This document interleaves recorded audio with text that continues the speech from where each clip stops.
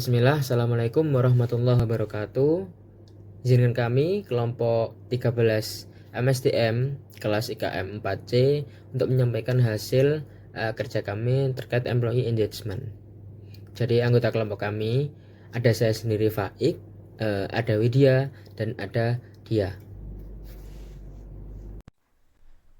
Baik, employee engagement sendiri atau keterlibatan karyawan didefinisikan sebagai keinginan karyawan untuk berkontribusi pada kemajuan organisasi dan keinginan mereka untuk meningkatkan kinerja organisasi. Jika sebuah perusahaan memperlakukan karyawannya dengan baik, mereka juga akan merasa terhubung dengan perusahaan dan lebih siap untuk membantu mengembangkannya. Employee engagement juga merupakan tingkat keterlibatan, komitmen, dan antusiasme pekerja terhadap pekerjaan dan organisasi tempat mereka bekerja. Pekerja yang terlibat secara emosional cenderung dapat menunjukkan motivasi tinggi, produktivitas yang baik, loyalitas terhadap organisasi, dan kontribusi lebih dalam pencapaian tujuan perusahaan. Keterlibatan pekerja atau employee engagement juga mempunyai peran penting dalam peningkatan produktivitas, kepuasan kerja, dan retensi karyawan. Dalam penelitian Candani 2016, organisasi dengan tingkat employee engagement yang tinggi cenderung mempunyai kinerja yang lebih baik dan tingkat turnover-nya yang lebih rendah. Baik, yang berikutnya yakni komponen utama dalam employee engagement.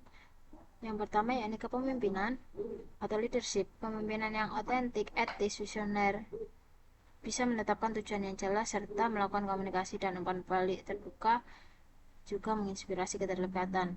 Yang kedua yakni budaya organisasi, budaya positif yang bisa mendukung kesejahteraan karyawan, mempromosikan keragaman, kesetaraan, dan inklusi, serta juga mendorong hubungan kolaboratif dan saling percaya. Yang ketiga ini pekerjaan yang bermakna.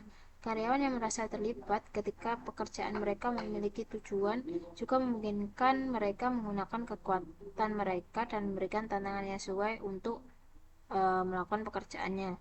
Yang keempat, pengakuan seperti umpan balik yang teratur, penghargaan atas kerja kerasnya, dan perayaan keberhasilan juga bisa membuat karyawan merasa lebih dihargai dan bisa termotivasi. Yang keenam yakni pengembangan profesional seperti diadakannya peluang untuk mengikuti pelatihan, penugasan yang menantang, dan dukungan untuk pertumbuhan karir juga menunjukkan bahwa perusahaan berinvestasi pada masa depan karyawan. Yang keenam yakni pemberdayaan atau empowerment, memberikan otonomi kepada karyawan atas pekerjaan mereka, menyediakan sumber daya yang diperlukan, dan mempercayai mereka untuk mengambil inisiatif dan mengambil keputusan, juga akan dapat meningkatkan motivasi dan keterlibatan karyawan itu. Yang ketujuh yakni hubungan di tempat kerja. Hubungan yang positif dan kuat antara rekan kerja melalui interaksi sosial dan kolaborasi juga akan meningkatkan keterlibatan, kerjasama tim, dan kepuasan kerja.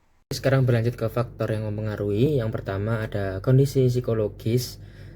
Jadi employee engagement ini dipengaruhi oleh 3 kondisi psikologis utama: makna dalam pekerjaan, rasa aman, dan ketersediaan energi atau fokus untuk bekerja. Jadi jika karyawan itu merasa pekerjaannya bermakna, merasa aman untuk menjadi dirinya sendiri dan punya energi yang cukup, maka itu mereka cenderung terlibat secara aktif dalam pekerjaannya. Lalu ada pertukaran sosial. Jadi ini menurut teori, karyawan yang merasa diperlakukan dengan baik oleh organisasi atau atasannya akan dibalas dengan memberikan kontribusi terbaik mereka.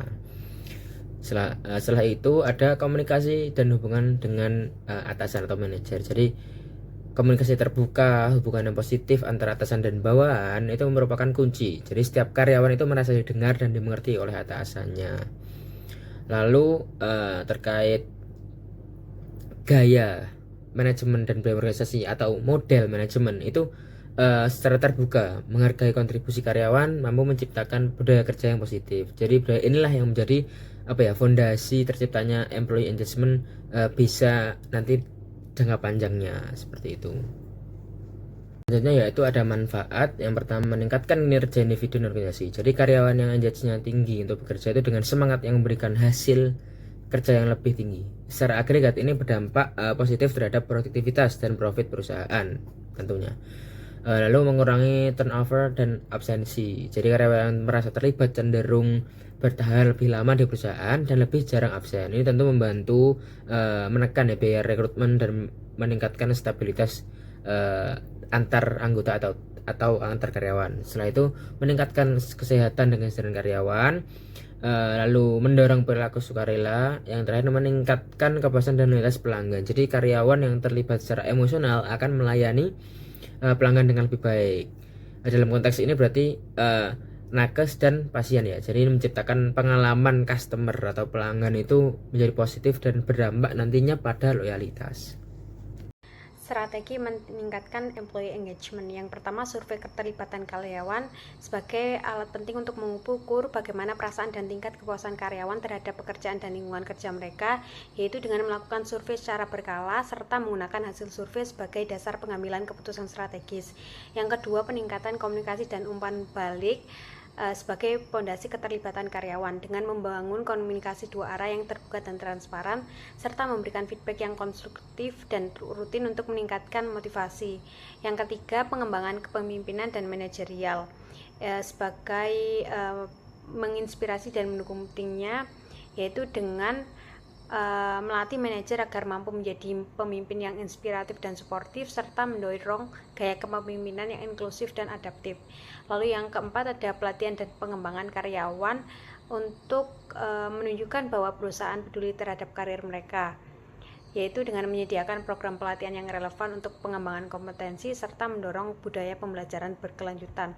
Lalu yang kelima, pemberian pengakuan dan reward yang tepat dengan memberikan penghargaan yang adil dan sesuai pencapaian serta mengapresiasi karyawan secara formal dan informal untuk meningkatkan motivasi.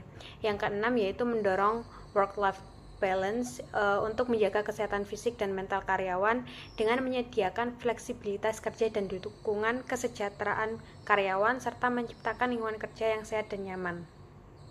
Tantangan dalam meningkatkan employee engagement. Yang pertama, resistensi terhadap perubahan.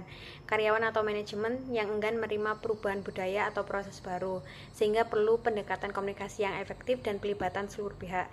Yang kedua, kurangnya dukungan dari manajemen atas, yaitu pimpinan tidak aktif untuk mendukung program engagement, sehingga sulit berjalan secara optimal. Diperlukan komitmen dan contoh dari level manajemen tertinggi. Lalu yang ketiga ada keterbatasan anggaran atau sumber daya untuk program pengembangan dan penghargaan, sehingga diperlukan inovasi dan prioritas dalam penggunaan sumber daya yang ada. Beberapa indikator umum yang bisa digunakan untuk mengukur employee engagement seperti komitmen terhadap organisasi, sejauh mana karyawan merasa terikat dan berkomitmen pada tujuan organisasi tempat mereka berada. Kemudian kepuasan kerja, tingkat kepuasan karyawan terhadap pekerjaan dan lingkungan kerja mereka. Yang ketiga yakni motivasi intrinsik seperti dorongan internal karyawan untuk bekerja dengan baik tanpa mengandalkan imbalan eksternal. Berikutnya yakni partisipasi aktif, yakni keterlibatan karyawan dalam pengambilan keputusan dan kontribusi terhadap inovasi. Yang terakhir yakni hubungan dengan atasan dan rekan kerja. Ini merupakan kualitas interaksi sosial di tempat kerja yang mendukung keterlibatan. Dalam penelitian oleh Chandani et al. 2016, ini mengidentifikasi bahwa faktor-faktor seperti pengakuan, pelatihan, dan pengembangan serta komunikasi efektif dapat berkontribusi signifikan terhadap peningkatan employee engagement. Selanjutnya terkait studi kasus. Jadi dalam dinamika pelayanan kesehatan itu kinerja SDM rumah sakit dari salah satu penentu utama kualitas layanan. Jadi ini menyoroti tantangan nyata yang dihadapi situasi kesehatan ya, khususnya pada masa pandemi COVID. Jadi kondisi kasusnya itu rumah sakit yang dihadapi pada tekan ganda. Di satu sisi harus memenuhi kebutuhan layanan medis yang meningkat, di sisi lain menghadapi penurunan pasien rawat jalan dan lonjakan biaya operasional seperti pembelian APD, masker, dan sarana sanitasi tambahan. Jadi ini menimbulkan beban yang besar terutama pada sektor SDM. Nah, jadi pembelajaran dari kasus ini itu pentingnya menekankan transformasi manajemen SDM rumah sakit ke arah yang lebih profesional dan berbasis sistem pastinya. Dibutuhkan kebijakan yang adaptif, pelatihan yang berkelanjutan, sustain, dan sistem evaluasi kinerja yang objektif. Jadi untuk memastikan SDM mampu menghadapi tantangan yang ada begitu, termasuk krisis kesehatan yang mengglobal. Keterlibatan karyawan atau employee engagement merupakan faktor krusial yang mencerminkan tingkat komitmen, antusiasme, dan rasa memiliki karyawan terhadap pekerjaan serta organisasi tempat mereka bekerja. Ketika perusahaan memperlakukan karyawan dengan baik dan menciptakan lingkungan kerja yang mendukung, karyawan akan merasa terhubung secara emosional dengan perusahaan. Kondisi ini akan mendorong mereka untuk memberikan kontribusi terbaik demi mencapai kemajuan organisasi. Lalu, tingkat keterlibatan yang tinggi tidak hanya meningkatkan motivasi dan produktivitas karyawan itu sendiri, tetapi juga memperkuat loyalitas serta menurunkan tingkat turnover. Dengan demikian, employee engagement menjadi salah satu kunci utama dalam meningkatkan kinerja organisasi secara menyeluruh.